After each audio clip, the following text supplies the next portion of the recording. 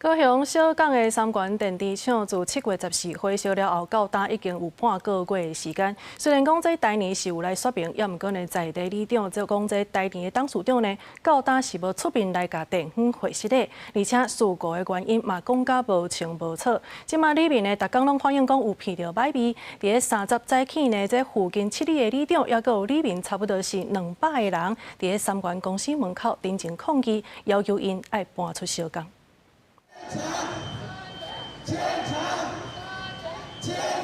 100几个小港在地里面甲里长手提抗议的诉求甲心声，大声喊出爱3元清仓的诉求。小港里长讲，3元自14火烧了后，台年董事长拢无出面回释的。200发的新闻稿，事故原因嘛讲甲未清未楚。民众要求的安全到底伫倒位，因真正足惊。现在谁敢提出具体方案？应该没有吧？连市府那是不飒飒啊，对不对？你们什么时候展开清理的工作？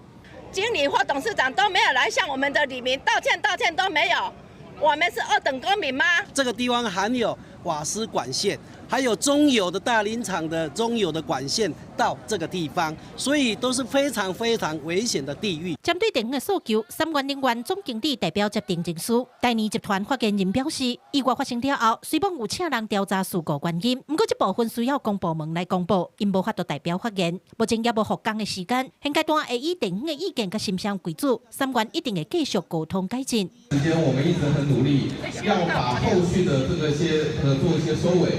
不要让后续任何哪怕一丝一毫可能发生的污染飘出来，影响到各位。一个一个里重新去拜会，不但只有拜会一次，拜会更多次，一直到更多的民众能够接受我们，可以有机会重新开始，我们才会去思考后续的事情。3元表示会继续甲电源厂商改善安全的问题，不过里长强调，不论事前事后，3元的态度已经互因失去信心。现在电源就一个要求，就是3元清仓。记者柯家族邱朝阳、高永昌报道。